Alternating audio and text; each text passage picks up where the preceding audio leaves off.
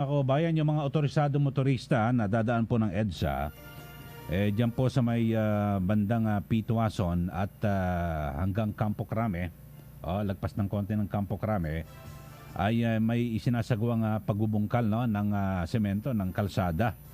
Yung DPWH, MMDA, trapiko, medyo matatrapiko kayo. Kaya yung mga nagmamadali, yung mga ambulansya, yung maghahatid doon ng mga health workers, yung mga otorisado, iwasan nyo ho muna yan para hindi po kayo maantala. Yung aking dinaanan, yung southbound, okay? At samantala mga kasama, at bahagi pa rin ho ng ating palatuntunan, bigyan po namin kayo ng gabay. At dito ho mga kasama, talagang malaman ho natin ang sitwasyon, yung lagay ng panahon. Yung kahapon kasi merong lumabas na mga balita sa social media. May bagyo raw darating, si Judith. Yun pala, Judith ho, no? Judith ng kuryente sa tubig at iba pang mga bayarin. Pero ito ho, yung totoo, yung lagay sa panahon. Alamin ho natin mga kasama. Whether dry or wet, dapat ikaw ay prepared. Narito ang weather update. Mula po sa Pag-asa DOST, si Samuel Duran. Good morning sa iyo, Samuel. Good morning din po sa inyo at sa lahat po ng ating taga-subaybay. So dahil po sa easterlies, makakaranas po ng maulap na kalangitan na may kalat-kalat na pag-ulan.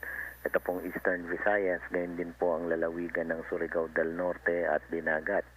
Samantalang Metro Manila at ang nalalabing bahagi na po ng bansa ay patuloy pa rin makakaranas ng mainit at malinsangang panahon.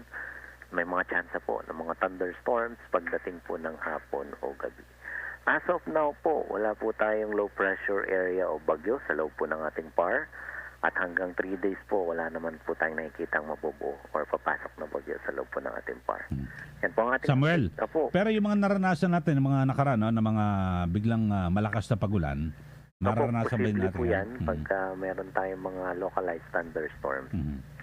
Ayun, sana lalo na dito sa Metro Manila, no, sa bandang Quezon City, sa Angat. Oo.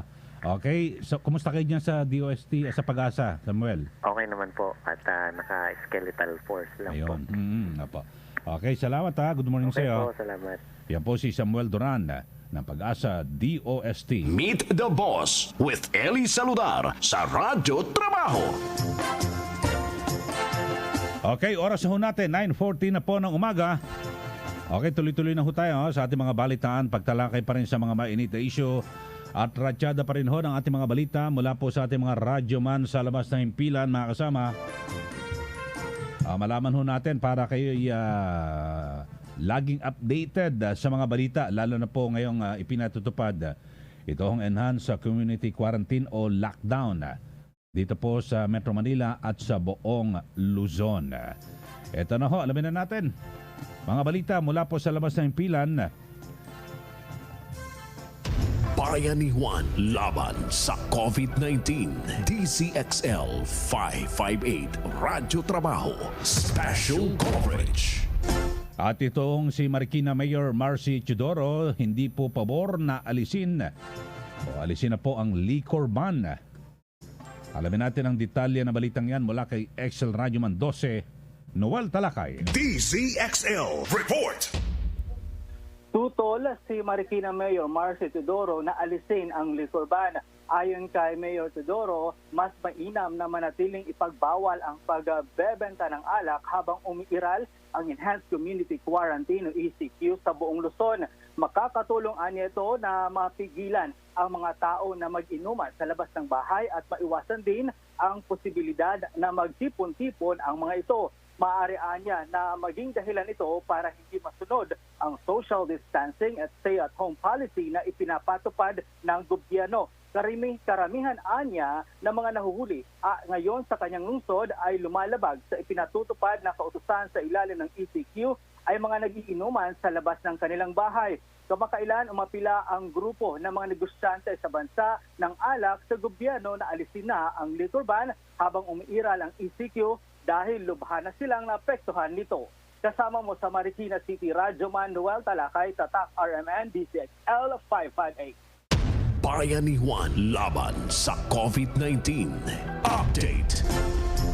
At lokal na pamahalaan ng Maynila nagtayo ng bagong testing booth sa mga nasasakupan nitong ospital. Ang detalye na balitang yan mula kay Excel Radyoman 11, Eman Mortega. DZXL Report. Magandang umaga, Radyoman Eli. Meron ng 13 bagong tayong testing booth ang lokal na pamahalaan upang matugunan ang pagsusuri sa COVID-19 sa lungsod ng Maynila.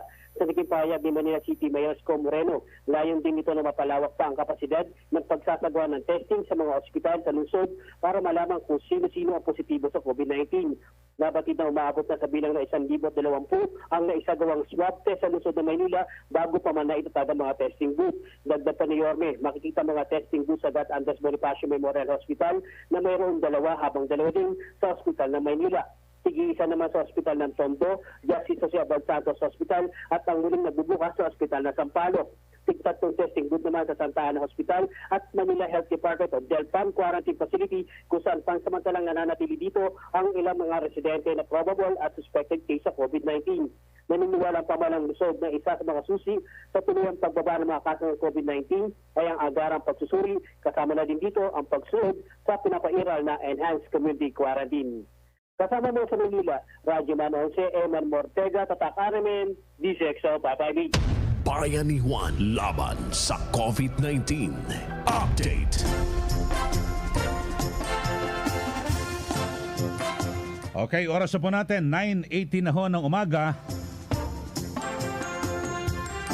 At samantala, yung pinakahuling update ho, no? Yung kaso po ng COVID-19 dito po as of April 20, kahapon alas 4.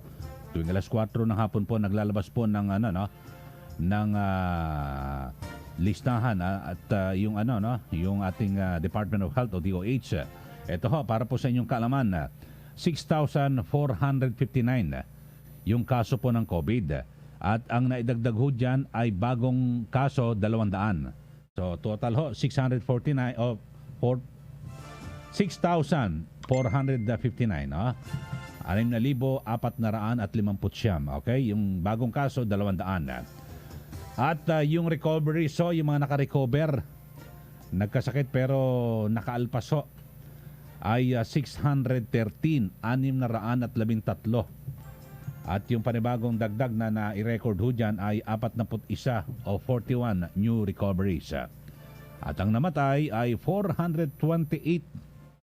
Ang nadagdag ho dyan ay 19 o 19. Sana ho, no? Okay lang ho yung madagdagan yung kaso, no? Kasi marami po ang nagsasagawa na po ng mass testing eh. Pero sana ang mabawasan at matigil na ho ito, yung 428 deaths na ito, sana po matigil na po yan at lahat ho makarecover. Okay, samantala mga kasama, road reblocking isinasagawa ngayon ng DPWH sa EDSA at iba pang lugar sa Metro Manila. Yung sa EDSA ho, mga kababayan, kanina nadaanan ko ho yan, southbound, sa may harapan ng Campo Crame at mula sa may Pitwason, pag di ba, umilalim ka, tapos pag ahon mo ron, yun na, hanggang bago magkanto ng Annapolis. Alamin ho natin yung iba pang detalye at yung iba pang lugar sa Metro Manila. Report mula sa atin ni Excel Radyoman 9, DK Zarate. DZXL Report. Magandang umaga sa Radyoman na sa kabila nga ng paghinto ng ilang government project. Ngayon ay tuloy-tuloy. Itinuloy na muli ng DPWH yung kanilang proyekto, partikular itong road blocking. Mula nga sa Pitwason hanggang sa southbound ay nagsasagawa sila ngayon ng operasyon. Hinuhukay nila yung lupa at nandun din yung kanilang mga heavy equipment. Tinanong natin sa MMDA at ayon sa kanila ay nakuha naman sila ng permit itong DPWH para ipagpatuloy yung kanilang mga proyekto. Ayon sa kanila, bagaman may pinapatupad na enhanced community quarantine, sakto na rin yung ganitong pagkakataon dahil maluwag ang kalsada at sinabi ng DPWH na matapos nila yung kanilang proyekto ngayong linggo na rin. Sinabi nila na bukod dito sa EDSA, meron din silang ginagawa o gagawin din sa bahagi ng C5 at saka sa Ross Boulevard ngayong linggo.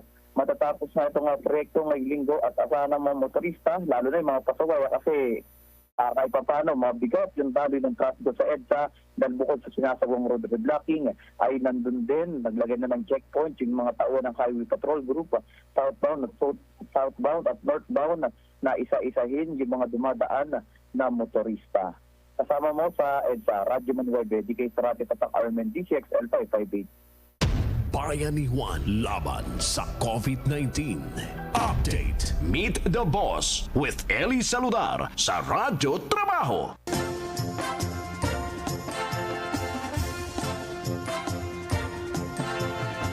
Okay, oras na po natin, 9:22 na unang umaga. At maya-maya ay meron ulit na IATF press briefing. Si Cabinet Secretary Carlo Alexi Nograles at para mabigyan po kayo ng update kung ano ho ba yung kaganapan at yung nangyari po no, na pagpupulong kahapon ng IATF at yung ano bang mangyayari pagtapos nito ng lockdown, no? Itong April 30. Ano ba mangyayari sa atin, mga kababayan? Okay, good morning kay Milky Rigunan ng DZRH at again din kay Yusek Alvin. Yusek, good morning sa iyo.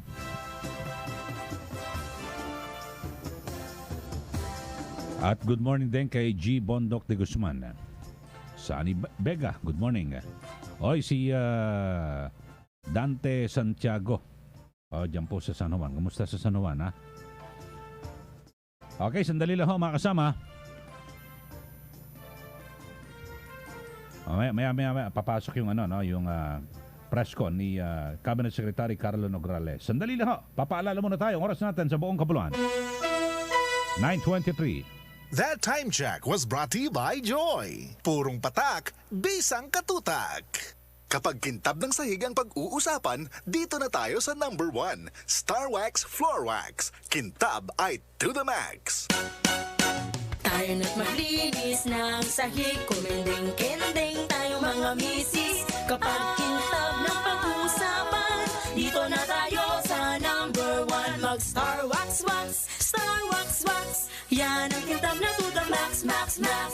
Star Wax ang number 1 floor wax. May waterproof formula. Buhusan naman ng tubig, balik kintab ang sahig. Mag-Star Wax Wax, Star Wax Wax. Star Wax, di amoy gas. Star Wax ang number 1 kintab na to the max. Star Wax Floor Wax, ang number 1 floor wax. Manufactured by ACS Manufacturing Corporation. ISO certified. World-class quality. ACS. Marumi ba ang iyong dugo? Huwag magpabaya, kaibigan. Mag-Santon Plus Gold na. Santon Plus Gold. Dahil ito'y subok na makatutulong sa iba't ibang uri ng karamdaman. Ang Santon Plus Gold ay merong ampalaya, mangosteen, malunggay, spirulina at garlic. Kaya mag-Santon Plus Gold na. Mabibili sa mga butika. One day, isang araw, ay napansin ko, toothpaste na binili ko sa fluoride, bitin ito. Ang leading brand kasi, hindi lahat may maximum fluoride. Kaya, misis, mag-Unique Toothpaste. Lahat may maximum fluoride protection laban sa tooth decay. That's why, kaya ngayon, unique ang toothpaste ko. Kahit anong kulay, maximum fluoride ito. Goodbye sa tooth decay. Unique Toothpaste, everyday. Unique Toothpaste, manufactured by ACS Manufacturing Corporation. ISO certified, world-class quality. ACS. Hindi matipid ang malaking bote ng ordinaryong dishwashing liquid. Kasi Malaking bote, daming buhos, daming kuskus sa oras pagod kay gastos. ang bote ng Joy matipid. Kasi Isang purong patak ng Joy, mabulang, babala. Ang Joy, mabulang, babala. Ang Joy, Joy, totoong matipid. Isang purong patak ng Joy, mabulang, babala. Ang Joy, mabulang, babala. Ang Joy, Joy, totoong matipid. Purong patak, isang katutak. Joy, purong patak, bisang katutak.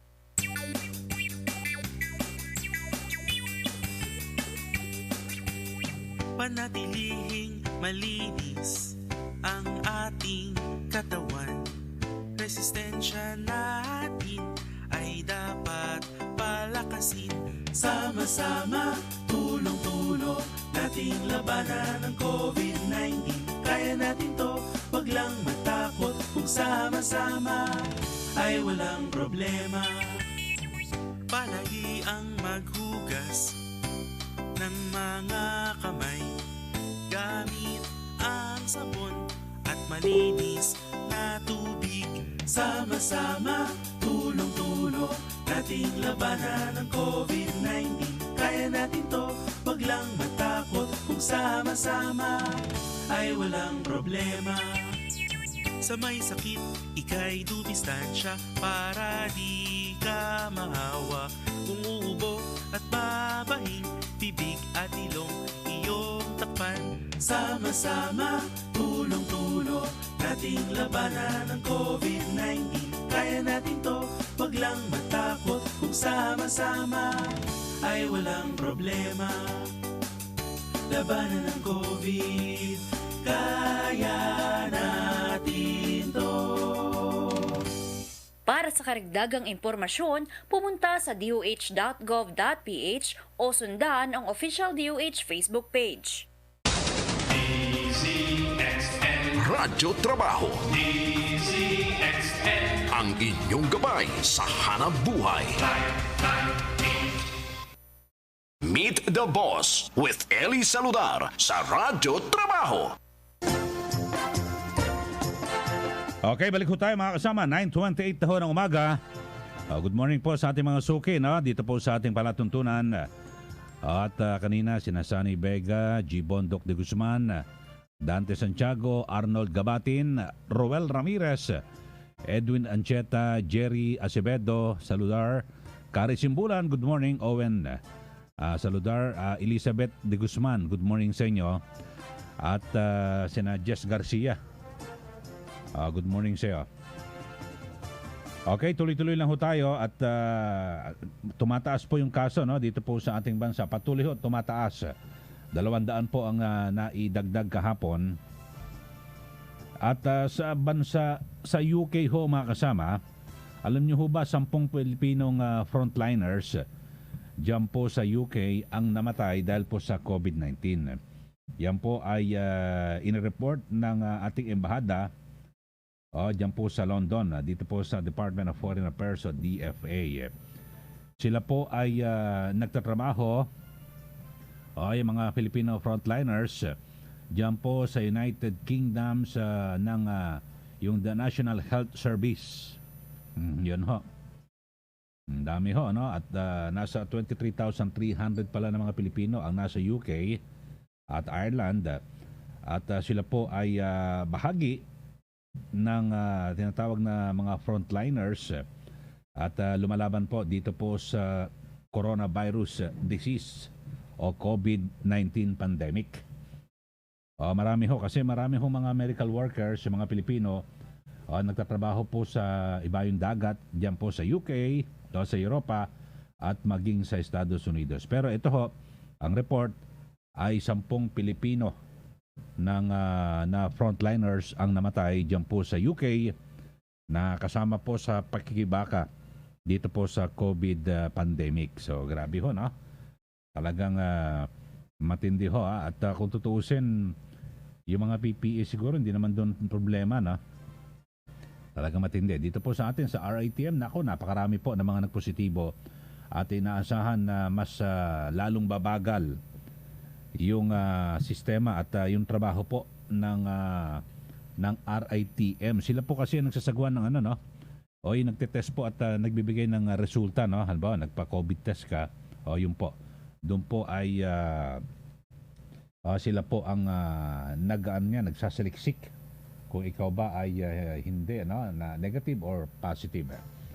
Sa ating mga kababayan, ako, ang dami hong mga nagte-text at halos magkakaparehas yung kanilang reklamo na hanggang ngayon hindi pa sila nakakatanggap ng tulong mula sa gobyerno, yung pinamimigay po ng DSWD, yung sa Social Amelioration Program. Naku, ang dami ho. Sana nga ho ay i-anunsyo at ilabas po yung listahan. Sabi po kahapon, narinig ko, sabi ng DSWD, yung Undersecretary, ilalabas daw po nila yung listahan ng mga beneficiary. Sana ho, no? Sa lalong madaling panahon para malaman ho at magkaalaman, kasi yung mismo mga nasa barangay, malalaman nila, nako, ito hindi naman to kwalipikado, bakit ito nasa listahan nakatanggap? Ayon. Sandali lang ho mga kasama. Report pa rin tayo mula po sa ating mga radyoman sa labas ng himpilan. Bayanihan laban sa COVID-19. Update. Ito ho, larawan ng isang military aircraft na sakay ang mga PPE para ibenta sa mga ospital. Fake news ayon sa Office of Civil Defense. Alamin natin ang detalye ng balitang yan mula kay Excel Radyoman 7, Rhea Mamogay. DZXL Report. Radyo Maneli, hindi totoo ang mga kumakalat na larawan sa social media at makikitang ibinababa ang mga personal protective equipment o PPS sa isang military aircraft at sinasabing ibebenta sa mga ospital na ipinost ng isang netizen. Ayon kay Office of Civil Defense Undersecretary Ricardo Halad, lahat ng mga donasyong PPEs ay direkta nilang ipinamimigay sa iba't ibang health institutions at hindi nila ito ibinibenta. Kaya naman kinukundina ng Office of Civil Defense ang ginawang pagpapakalat ng fake news na niya ginawa para sa pansariling interes lamang. Iit ni Halad, lahat ng donasyon at mga biniling medical items at maayos na i-distribute at mayroong transparency. Babala ni Halad sa nagpapakalat ng impormasyon na sasampahan nila ng kaso.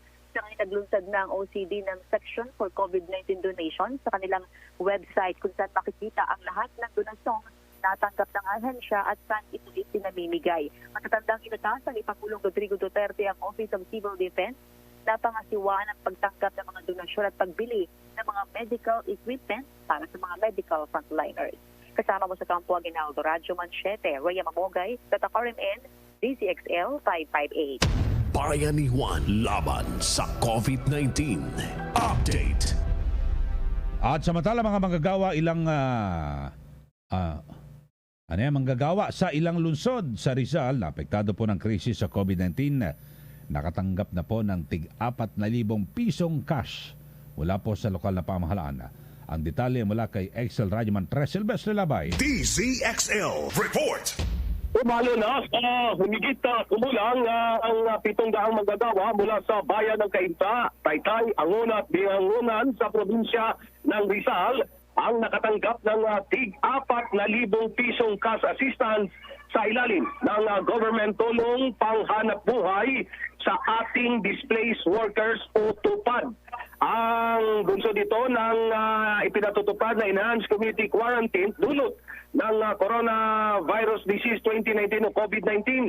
Tinatayang umaabot sa 680 informal sector workers, kabilang na rito ang mga tricycle drivers, taxi drivers, street vendors at lahat ng mga nagtatrabaho sa lansangan na hindi nakapagtrabaho dahil nga sa Luzon lockdown ay nakatanggap na ng tulong pinansyal ng tig-4,000 piso.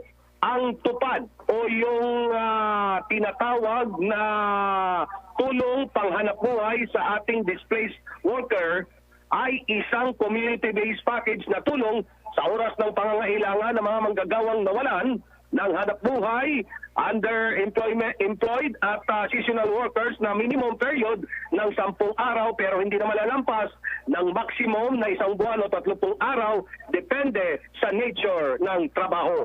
Kasama mo sa Cainta Rizal, Radyoman Tres, Silvestre Labay, Tatak RMN DZXL 558. Bayanihan laban sa COVID-19. Update. Meet the Boss with Eli Saludar sa Radyo Trabaho. Okay, oras na po natin. 9:35 na po na umaga para po sa mga hindi pa alam, no? Yung si dating Senador Hierson Alvarez po ay namatay dahil po dito po sa COVID-19. Ito talagang medyo may edad na ho ito. Kaya yung ating mga kababayan, no? Lalo na po yung mga senior citizen at yung mga may mahihinang baga. Yung mga naninigarilyo, pinatitigil na nga po, di ba, ng DOH, Department of Health, mga kasama. Iwasan nyo muna yung paninigarilyo kasi ito ho ang aatakihin ng virus ng COVID. Yung inyong mga lungs, mga kasama, di ba? Pag may mga problema sa respiratory, yan po yung mga delikado. At sa RITM, yung kanina binabanggit ko, mga kababayan, nasa 44 na pong mga empleyado ng Research Institute for Tropical Medicine o RITM. Sila po yung yung nangungunang testing center para po sa coronavirus 2019. Nagpositibo po, nasa 40 ho na kanilang mga empleyado. Ang dami ho, no? Pero sabi po ni RITM Director Celia Carlos ay kanilang tinitiyak na ang pasilidad ay hindi po isasara o ihinto yung kanilang operasyon. Maaring babawasan lang yung kanilang operasyon at kanilang ipaprioritize yung pagproseso ng mga samples na nakolekta muna, no? At siyempre, yun ho ang ginagawa ho at mula sa mga empleyado. So dapat ho siguro ayusin muna. At ano bang pwedeng gawin ng DOH dito po sa RATM? Agad na magbigay po ng ayuda o dagdag na tulong na mga tao dito po sa RATM. Kasi yung mga nagpositibo, automatic ho yan, no? Yan po ay dadalhin sa ospital o kung asymptomatic ho, wala mo namang sintomas, maaaring sila po ay i-quarantine muna. Di po ba? At samantala, naku, may mga report ho. Wala pa na si Secretary Nograles, wala pa. Pwede ba natin makuha si Secretary Duque? Kasi may mga report na hindi lang pala hindi lang 14 days. Kasi may mga report na nangyari na kung saan matapos po ang 14 na araw na quarantine, doon po lumabas. Doon po lumabas yung sintomas at 'di ba? Ang sinasabi yung incubation period ay mukhang mas mahaba kumpara sa ating pagkakaalam, mga kasama.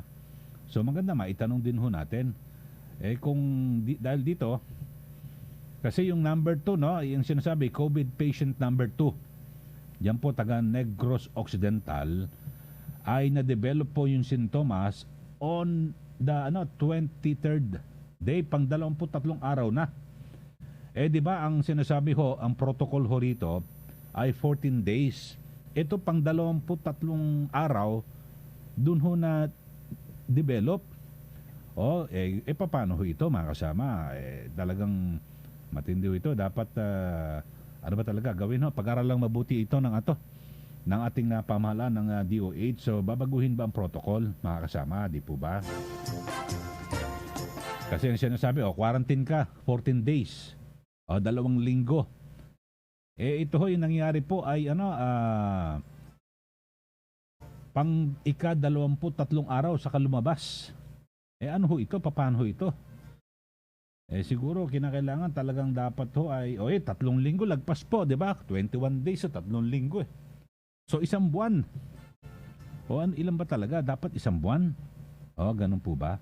So, maganda ho siguro malinawan ho natin ito mismo sa DOH. Subukan ho natin, no? Habang inaantabayan na natin ito hong press briefing ni Cabinet Secretary Carlo Alexis Nograles. At para malaman natin, kasi kahapon sila po ay nagpulong yung IATF at meron ding ipinatawag na pagpupulong si Pangulong Duterte na kung saan ay kanyang kinonsulta yung mga medical experts at inimbitahan din yung mga dating naging kalihim ng Department of Health, siguro pagsama-samahin yung kanilang mga pananaw at para timbangin yung kasalukuyang sitwasyon kasi ngayon ay April 21 na po tayo. So 9 days na lang ho, mga kababayan, ay matatapos na yung naunang extension ng quarantine enhanced community quarantine o lockdown dito po sa Luzon. Ngayon may mga kanya-kanya na ho na mga pananaw, sabi po ng ilang mga negosyante, sila ba yung presidential advisor, no? Na dapat ho ay parang selective na lang. Kung anong barangay na mas mataas ang kaso, yun na lang.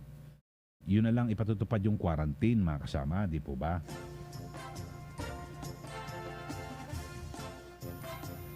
So, yun ho, mga kababayan. Hindi kasi dito ho after ng di ba? Makalipas ang 14 na, di ba, yung pagka-quarantine, mga kasama, ibig sabihin malaya ka na, di ba? Ayos na. Yun nga ho, di ba? Na-develop po yung sintomas. Yan po yung sa Negros, sa may yung COVID patient number 2. Mga kasama. So, wala ho. Di natin malaman kung ano ba talaga. 14 days ho ba o babaguhin ba dapat yung protocol? Mga kasama, grabe ho talaga, no? Nakakatakot ho. Pero pinaka-importante para po sa ating lahat, mga kababayan, ay sundin po natin yung ating yung payo po ng ating gobyerno na kung talagang hanggat maaari, wag na ho tayong lumabas ng bahay, di po ba? O kung kinakailangan, halimbawa sa isang pamilya, o meron naman ho kayong pambili na siguro ang konsumo ay pang 1 linggo.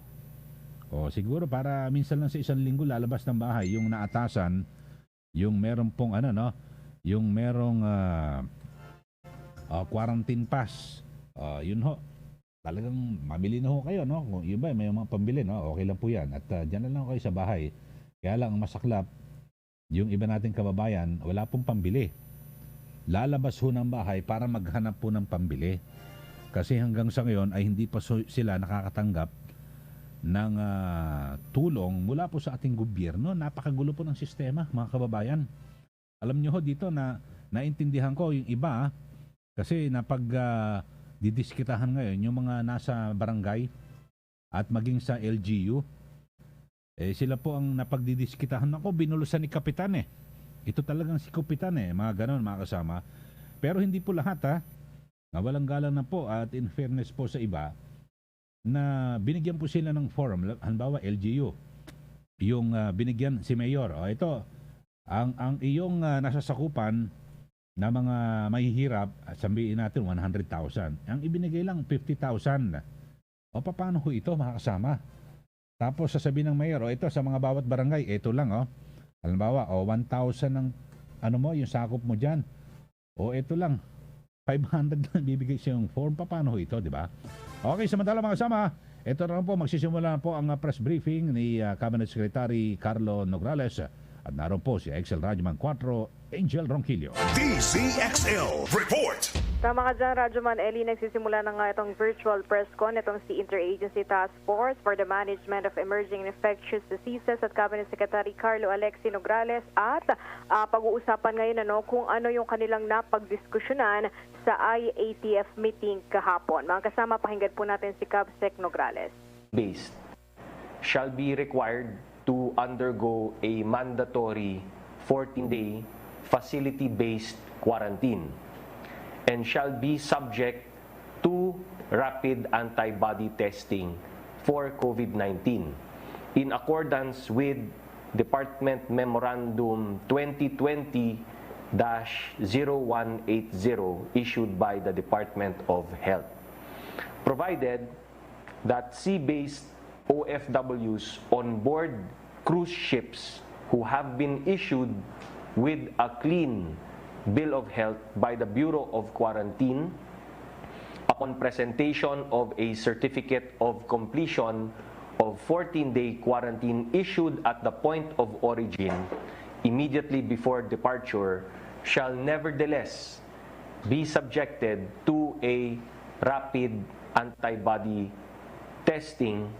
and shall be managed in accordance with the aforementioned Department Memorandum. Lahat po ng OFW ay ire-require na dumaan sa mandatory 14-day facility-based quarantine at kailangan dumaan ng rapid antibody testing for COVID-19.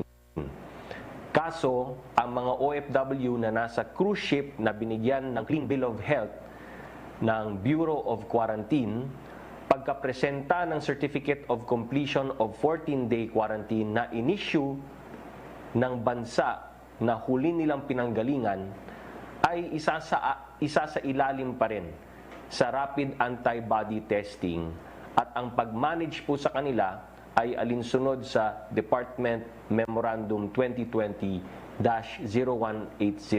ng Department of Health. At this point, we believe it is only appropriate to give credit where credit is due.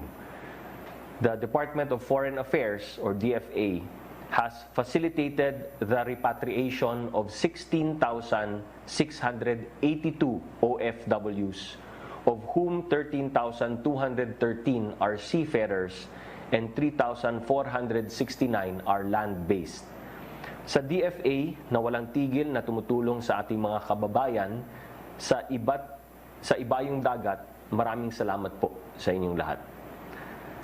Aside from this development, starting tomorrow, the Eva Macapagal Super Terminal in Pier 15, which was converted into a COVID-19 treatment facility, will now be fully equipped with medical requirements for the treatment of COVID-19 patients and will be ready to accommodate persons who are showing mild symptoms. Isa lang po ito sa mga pasilidad na naihanda para sa mga kababayan natin na natamaan ng COVID-19. As of April 18, a total of 3,052 quarantine facilities for PUIs and mild COVID-19 cases with 211,474 beds have been established nationwide. This does not include the mega quarantine facilities or We Heal as One centers such as the ASEAN Convention Center, the NCC Athletes Village, the new Clark City NGAC, which together provide close to 2,000 additional beds. Bukod po sa quarantine facilities, tuloy po ang pagtutok ng gobyerno sa pag-expand ng ating testing capacity. As of today, we have a total of 17 testing laboratories nationwide, including the Philippine Red Cross facility, which we are inaugurating today. Aside from these, 40 more facilities are already in the pipeline for accreditation by the Department of Health. And we are confident that we will be able to quickly add to the 55,465 individuals we have tested to date. The DOH recognizes that our frontliners need the proper equipment to allow them to perform their tasks without getting sick. As of April 18, the DOH has facilitated the delivery of the following medical supplies to various health facilities nationwide: 10,018 units of alcohol, 79,050 coveralls, 615,010 masks, 9,000 face shields, 140,000 gloves, 74,775 goggles, 113,300 head caps, and 30 non-invasive ventilators. Para naman po sa atin na kailangan manatili sa sariling tahanan sa kalagitnaan ng ECQ, huwag po kayong mag-alala. Sinisiguro ng Department of Agriculture na sapat ang ating bigas at essential food items tulad ng manok at baboy. At present, the Department of Agriculture is undertaking efforts to ensure a sufficient supply of rice by the end of June, equivalent to around 18 million metric tons of rice, which is sufficient for 84 days. 1.95 million metric tons of chicken that is sufficient for 62 days. And 1.12 million metric tons of pork. Sa madaling salita, may pagkain po tayo at di po tayo maubusan ng supply sa ating mga merkado. Para naman po sa mga disadvantaged families, iniulat ng DSWD na namamahagi na po sila ng 445,580 family food packs sa ating mga LGUs at meron po silang stock na 384,426 family food packs sa DSWD warehouses sa buong bansa. The government continues to prioritize efforts to provide our people with the financial assistance needed to ensure that everyone can secure the basic necessities during the ECQ. Ayon sa DSWD, nakabigay na po sila ng emergency subsidies sa 4,597,854 low-income and 4-piece families, katumbas ng 25.54% ng 18 million target beneficiary families. But more than 90% na po ay naibigay, na download, na release sa iba't ibang mga LGUs.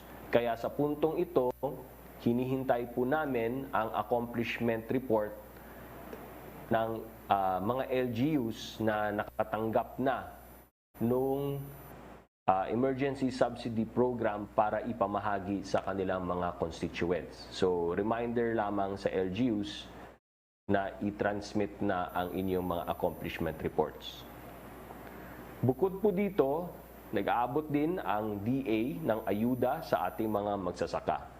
Batay po sa report nila, nabigyan na po ng financial subsidy for rice farmers ang 52,043 na magsasaka, habang ang rice farmers financial assistance ay napaabot na sa 438,207 na magsasaka.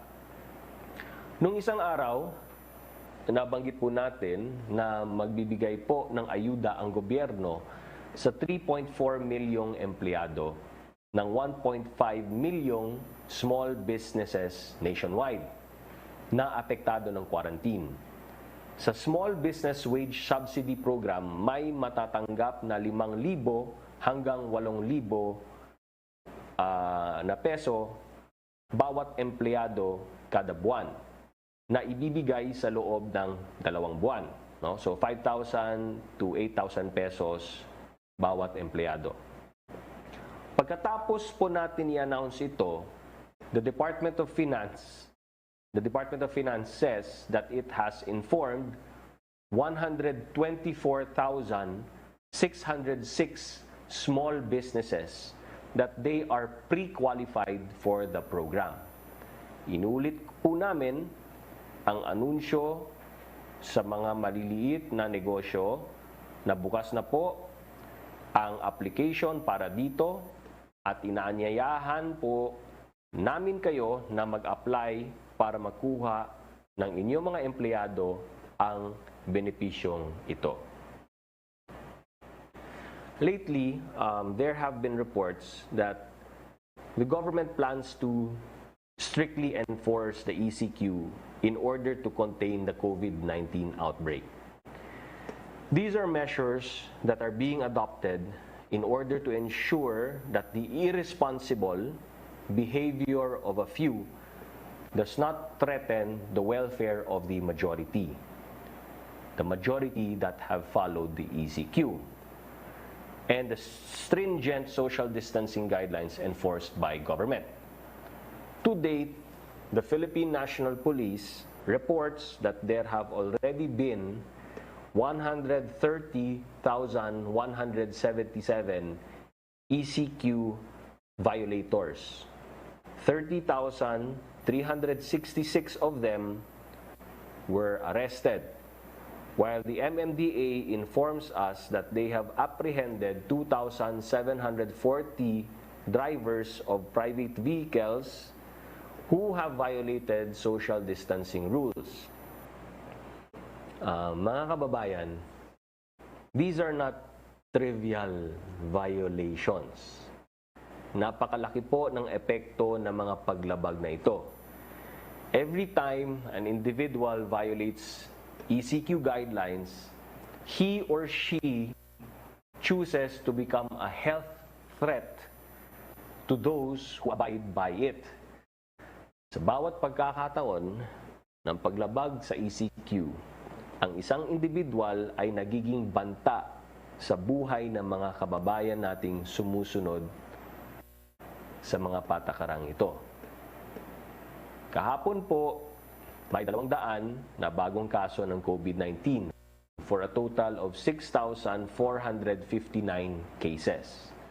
May 19 na pumanaw dahil sa sakit na ito for a total of 428 deaths. May 41 naman na nakarecover sa COVID-19, bringing the total number of recoveries to 613. Kasama po sa pumanaw kahapon si former Senator Hiherson Sani Alvarez. We join his family in mourning the passing of a respected national figure who served our country in various capacities, both in the legislature and in the executive department. This pandemic has exacted a heavy toll on our country. Lives have been cut short. Loved ones have been taken from us. Never in our lifetimes have we faced a public health threat of this magnitude. Yet, neither have we, individually or collectively, been in such a position to directly influence the course of events. Sa madaling salita, meron pong pagkakataon na bawat isa po sa atin ay may magagawa para masugpo itong pandemic na ito. Kaya bahay muna, buhay muna. Lahat po tayo makakatulong sa laban na ito. Together and with God's grace and mercy, we will beat COVID-19, and together we heal as one. Maraming salamat po. Babasahin ko na rin yung mga katanungan mula sa mga kaibigan natin sa media.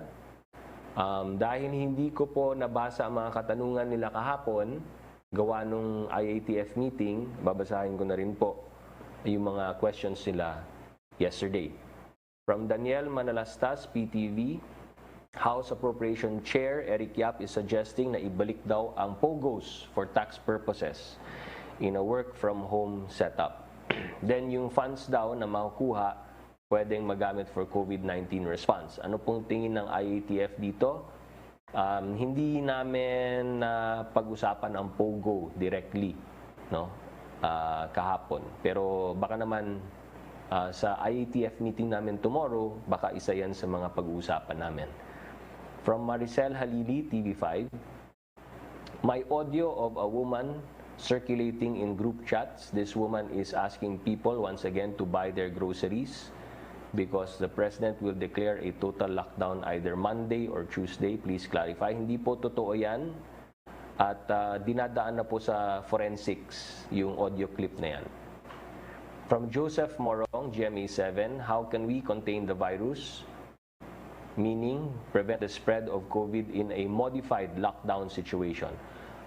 Pag na-announce na po namin kung ano yung setup, then we will explain further kung ano yung magiging mga hakbang, mga do's and don'ts at mga bagong guidelines under the new rules after April 30. Can you address some of the voice clips going around about a total lockdown? Gaya ng sinabi ko, hindi po totoo yan at dinadaan na po sa forensics yung voice clip na yan. Can we get a definitive statement on, 1, will the President declare martial law? No.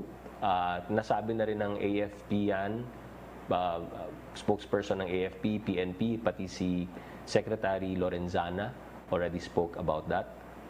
2, is a total lockdown in the radar screen of the IATF?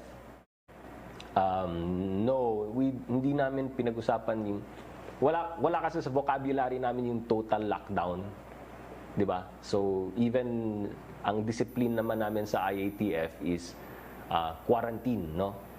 Community quarantine, modified or enhanced or general community quarantine. So we never use yung lockdown. Will the IATF agree to lift the liquor ban as asked by liquor makers in the country? Hindi namin, sa totoo lang, hindi namin napag-usapan yan kahapon.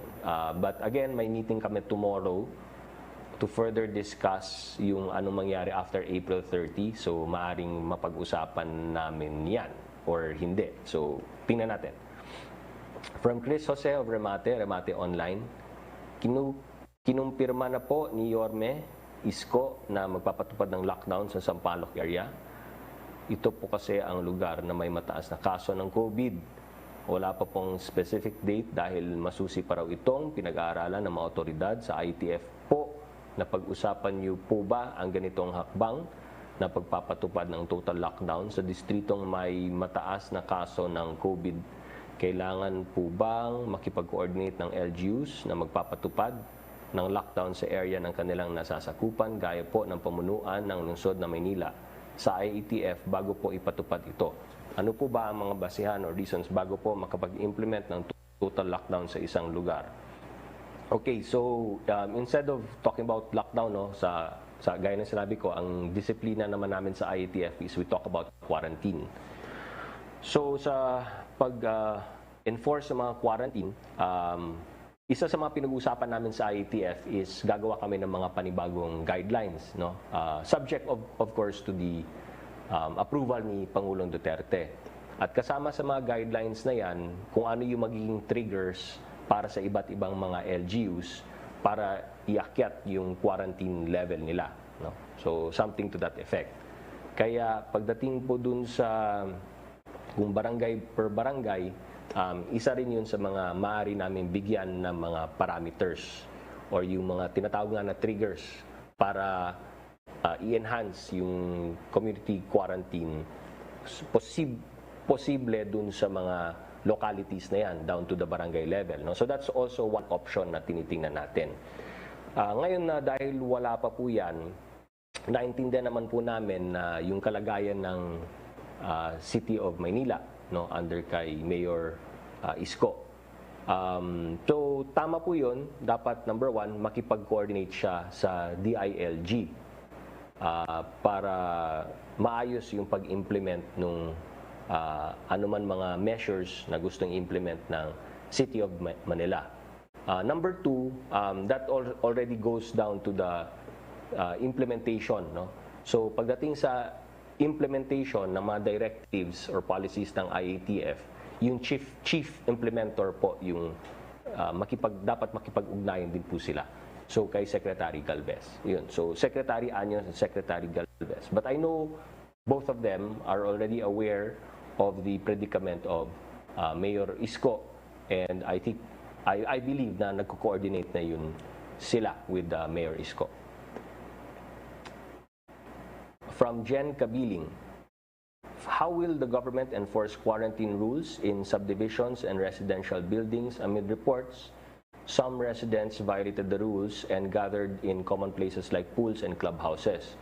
So yun, yung implementation is up to the LGUs, Nasa responsibility ng mga LGUs to enforce whatever directives na binibigay ng IATF or na mga patakaran ng mga LGUs based din dun sa guidelines ng IATF. Do the policemen have authority to go inside these subdivisions and residential buildings to implement quarantine protocols? Again, we will leave that to the implementation of the chief implementer together with the DILG kasi sa kanya yung jurisdiction ng mga kapulisan together with the LGU dahil sila po yung nagko-coordinate as far as enforcement of laws are concerned at kasama rin po yung enforcement ng mga ordinances and executive orders ng LGUs. Number two, will the government heed the appeal of alcohol beverage makers to lift total liquor ban? Again, hindi namin napag-usapan kahapon, maaaring mapag-usapan namin tomorrow sa IATF meeting. From Trisha Terada, CNN Philippines, what is IATF's assessment of government response more than a week before quarantine period ends? Actually, kung nakikita nyo, at marami na rin siguro even sa private sector, ang nagsasabi na we've been able to slow down the infection rate ng COVID-19. So, kung titingnan mo, yung rate of doubling natin is, in some studies, comparing the Philippines to other countries, we are between 5 to 10 days. We double, ang cases ng COVID-19 double every 5 to 10 days na. Because some countries ay nagdo-double every 3 days. Yung iba, nagdo-double between 2 days to 3 days. No? Tayo, ang Pilipinas, nandun na tayo sa segment na nagdo-double yung cases natin doon every 5 to 10 days. Yung sinasabi naman na R0 natin is presently, I think our R0 is 3, meaning to say one patient infects 3, no? If I'm not mistaken here. Wait, let me check, no? So yung R0 score natin is 3 right now. So in terms of yung pag-slow down ng mga infection rate ng COVID-19, na-manage na po natin. So yun yung isa sa mga basis na tinitingnan natin and which gives us more confidence dun sa pagde-decide natin on what to do after April 30. So what do we expect in the next 10 days? Well, the next 10 days, as far as IATF is concerned, tuloy-tuloy pa po yung aming mga meetings because kahapon po, nung sa pagkakaalam ko, nung nag-present po yung members ng IATF to the President, hindi pa po nakapag-decide si Pangulong Duterte kung anong gagawin after April 30 at binalik niya muna sa IATF ang pagpapatuloy ng aming discussions doon para mas mabibigyan namin si Pangulong Duterte ng more options that he can take a look at. So that's one. Number two, magkakaroon tayo ng mas malawak na mga testing, especially sa NCR. In fact, today, Tuesday, magkaroon ng inauguration dun sa Philippine Red Cross, no? Para to show to the public that we are increasing our testing capacities. So yun, and then habang ine-expand natin yung testing capacities po natin, mas makikita natin within the next 10 days yung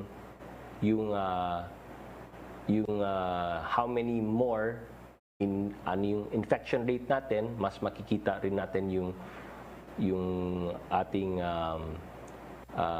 recoveries. We hope to be able to increase pa our recoveries and decrease yung mga deaths natin.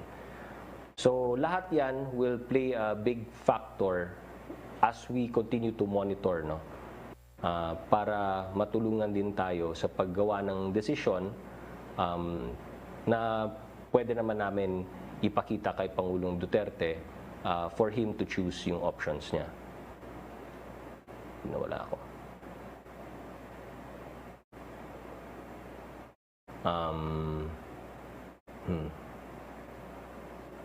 Sorry.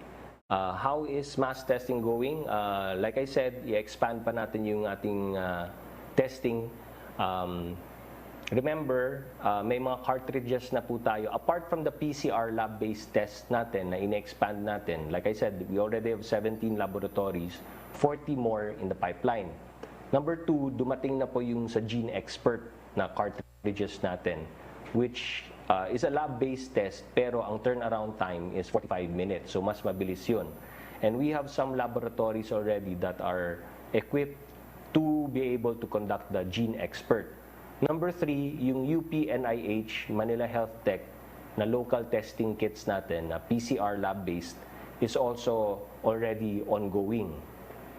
Tapos na yung nabigyan na yata sila ng FDA, tapos na yung, or kinoconduct na yung field implementation, no?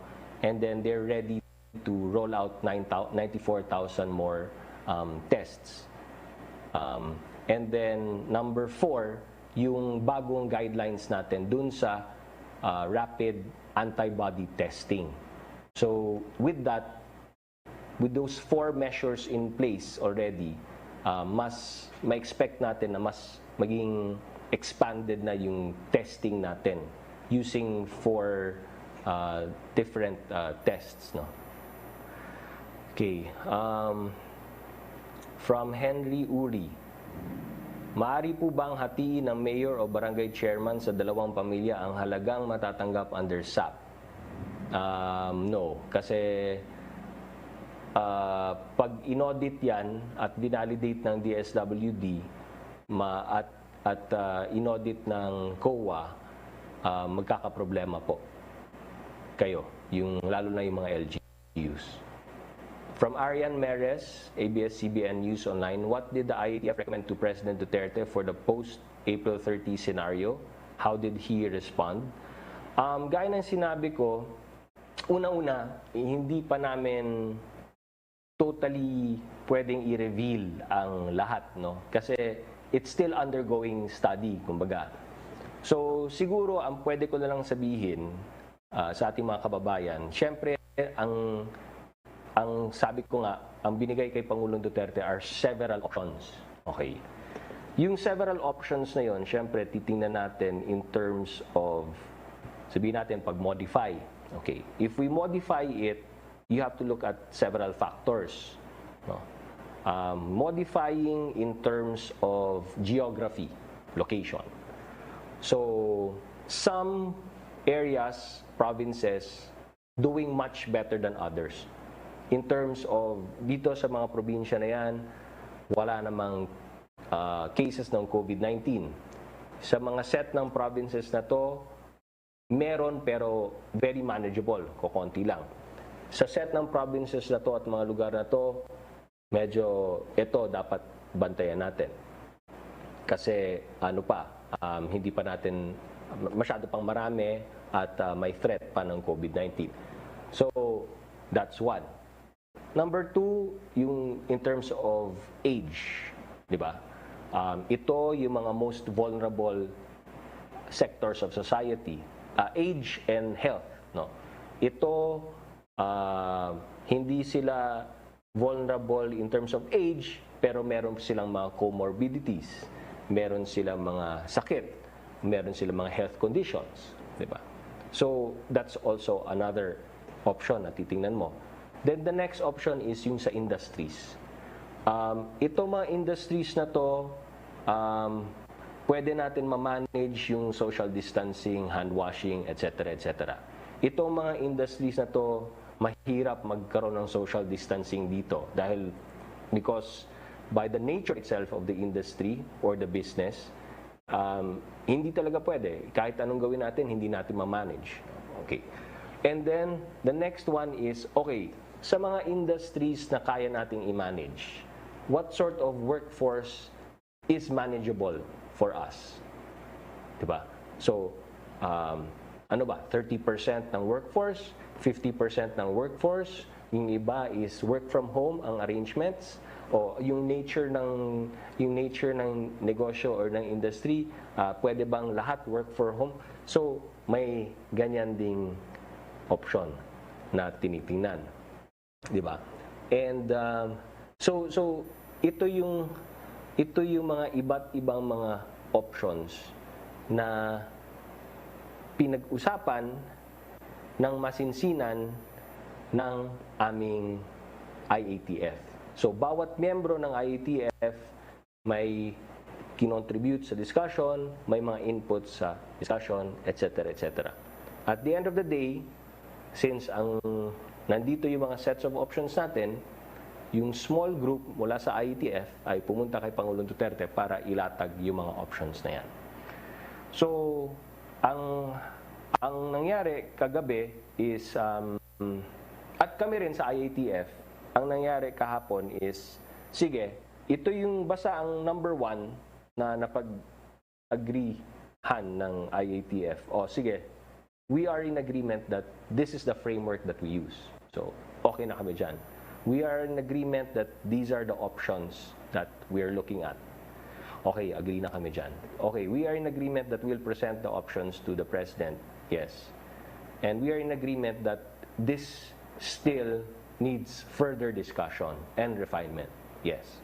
So, pagdating kay Pangulong Duterte, pag-present ng ganyan, ito mga options, pero kailangan pa siguro natin i-refine ito at pag-usapan na masinsinan, sinabi ni Pangulo, okay, balik nyo muna sa IATF, usap kayo ulit, and then come back to me again kung ano yung napag-desisyonan ninyo or napag-agrihan ninyo at yung mga output ninyo. So yun ang naging discussion. Kaya today, ang mangyari sa amin today is bawat isa sa amin na mga miyembro ng IATF will continue to look at all of these options and study all of these options para pagbalik namin tomorrow, and some of us will engage some of our stakeholders para pagbalik namin tomorrow, we will come back with ano yung aming panibagong inputs based on sa options na yun. So basically, yun ang mangyayari sa atin tomorrow.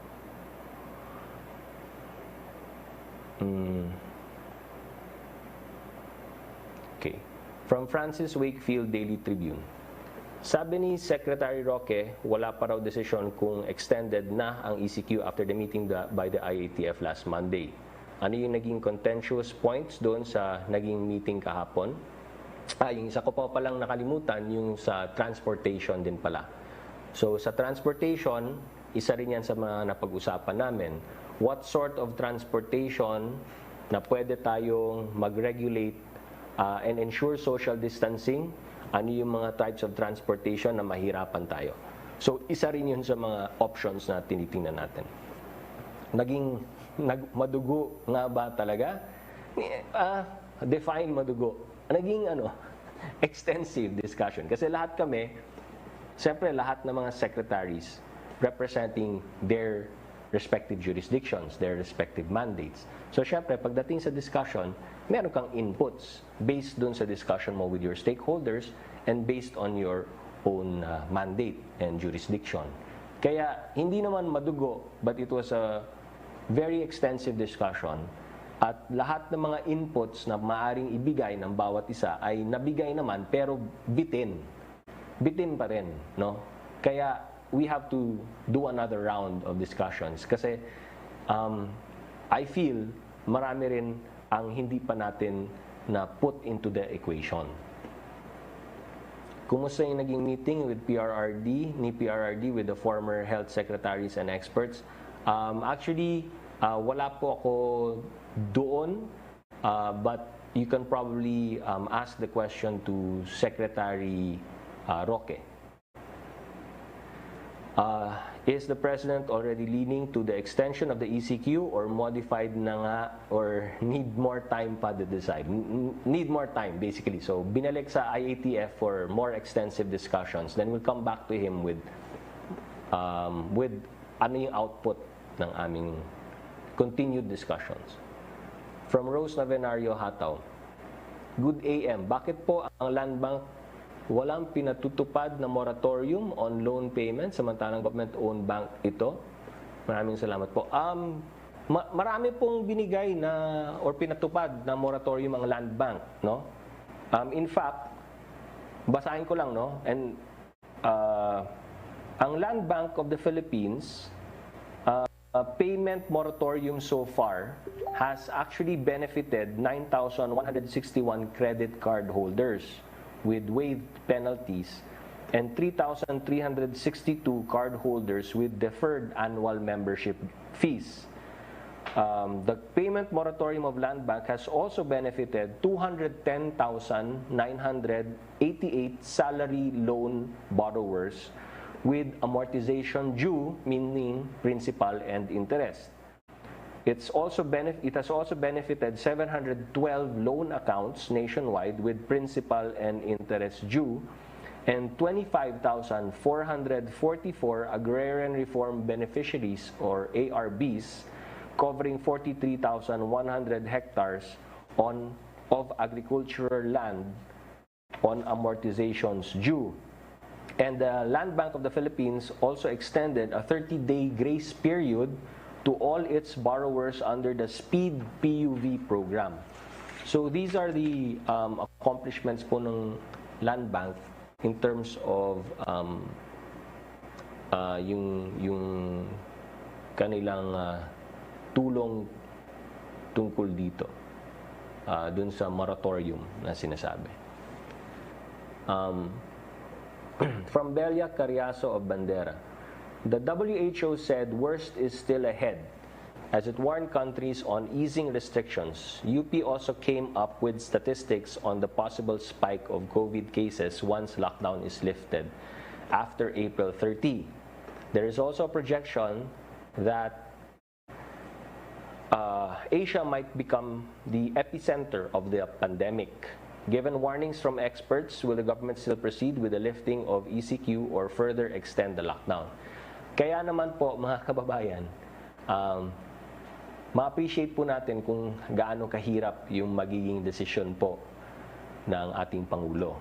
Kaya yung IATF po ay ginagawa ang lahat para po mapag-usapan ng masinsinan ang lahat ng mga aspeto ng anong gagawin after April 30 at ano yung possible best scenario decision at set up na gagawin natin after April 30. That being said, I'd like to assure the public also that we are also mindful of the guidelines being issued by the World Health Organization, no? Kaya nga po, lahat ng mga decisions ng IATF ay nire-refer pa rin namin lahat ng yan doon sa mga guidelines ng WHO.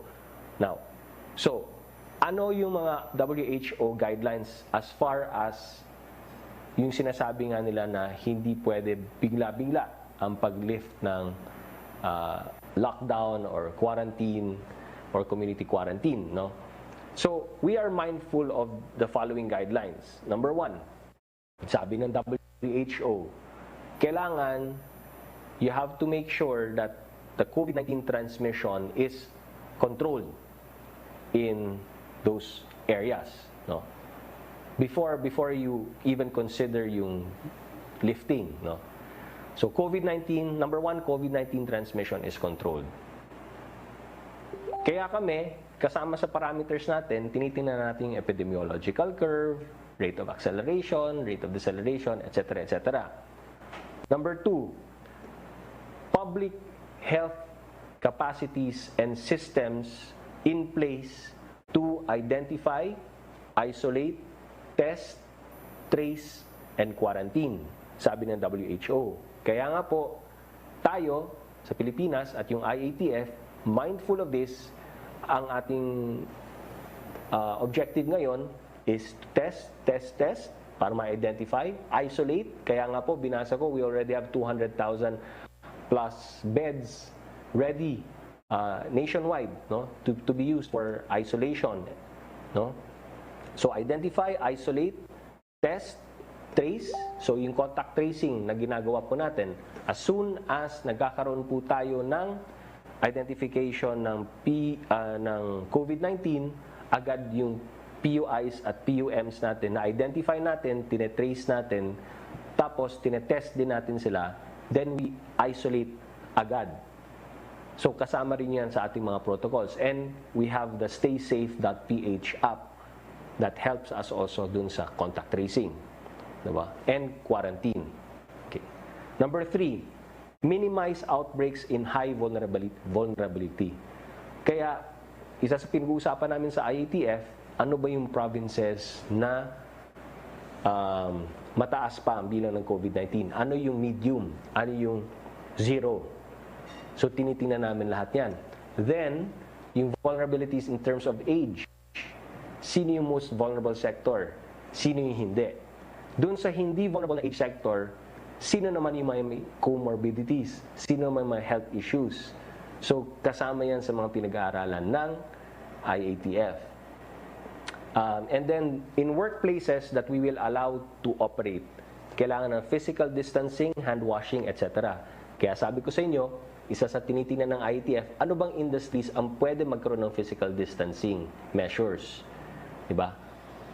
At doon sa mga workplaces na yon, napapayagan natin, ano naman po ang percentage of workforce na i-allow natin, just to ensure na may physical distancing. Diba? Then, number 5, minimize importation. So ito rin, pinag-uusapan natin. Importation, and when we talk about importation, paano yung importation in the context of from other countries, yung inbound. Kaya IATF laging binabasa namin, di ba? Yung ano yung mga protocols. Ang latest protocol natin, lahat mag-rapid test kit. Lahat i-undergo sa rapid test.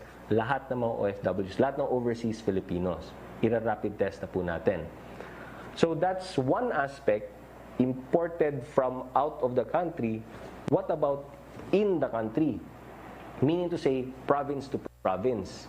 Anong protocols yung ilalagay natin, especially to ensure na mga walang COVID ay mananatiling walang COVID.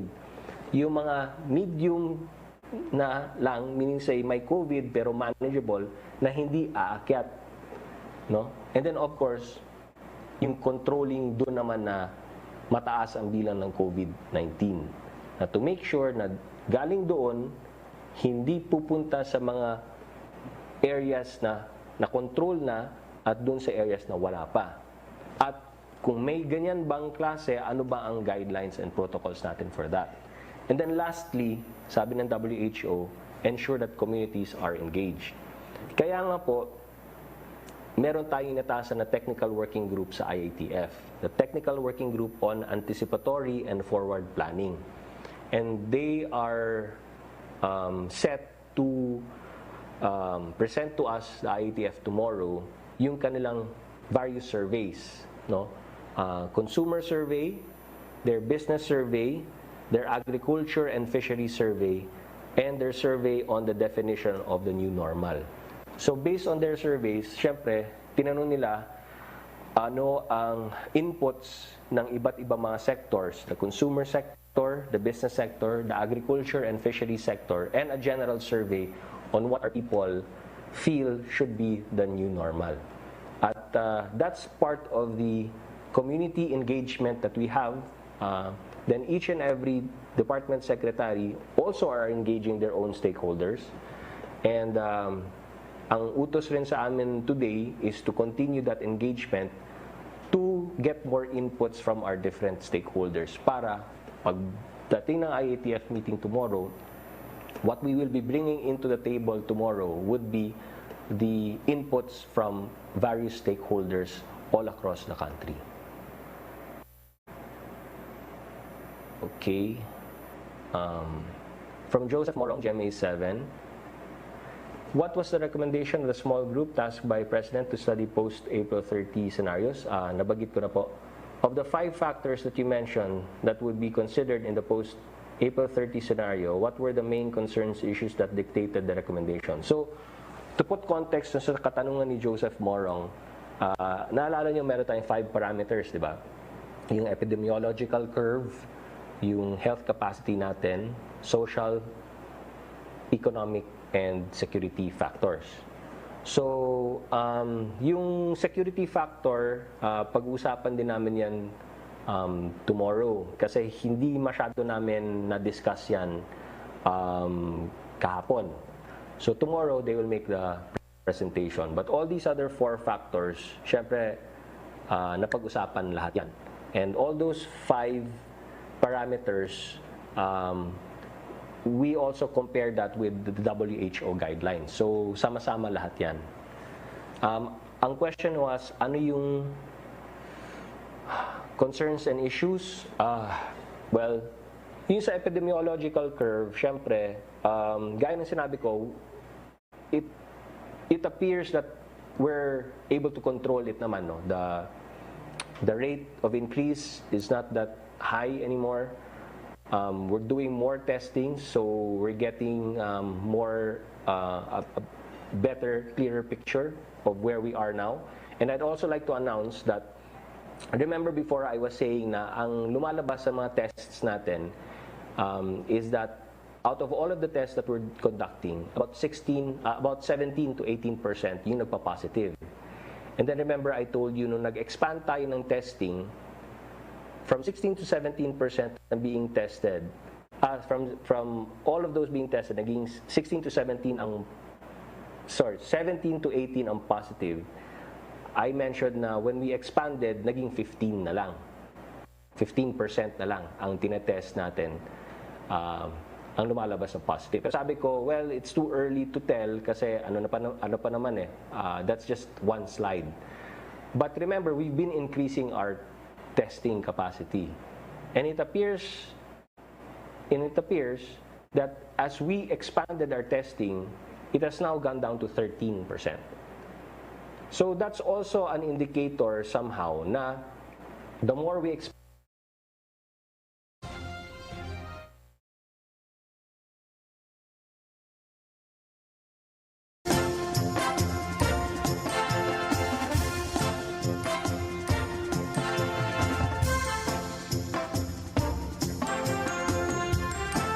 Okay mga kasama, yan po ang press briefing ni Cabinet Secretary Carlo Alexio Nograles na siya rin pong spokesperson ng IATF. Partner.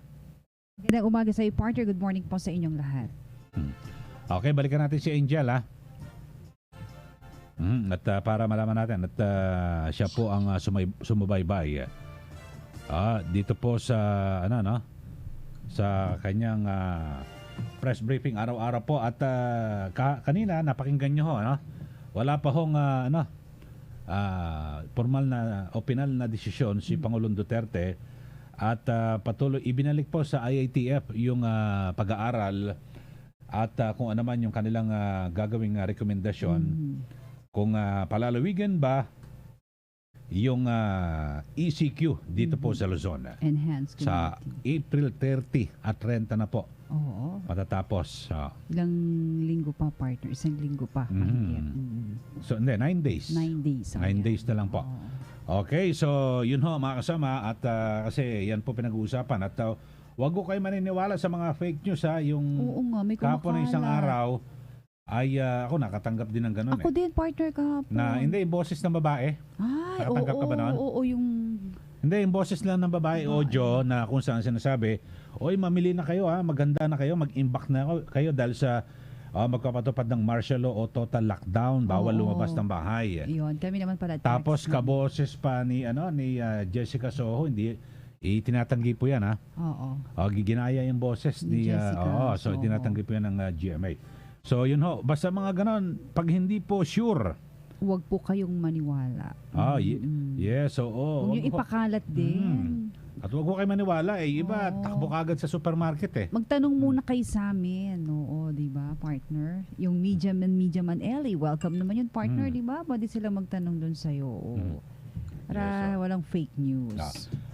Okay, sige partner, paalam na tayo. Sige, maraming salamat. Hanggang bukas po ako pong yung Radyoman Jenny Pahilanga. At siyempre mga kasama, ako pa rin yung Radyoman Eli Saludar. Ang oras na natin sa buong kabuluhan. 10:35 in the morning. Ang Pride with Fabric Conditioner. Ngayon, may blooming na bango ng Sakura. Sakura, Sakura,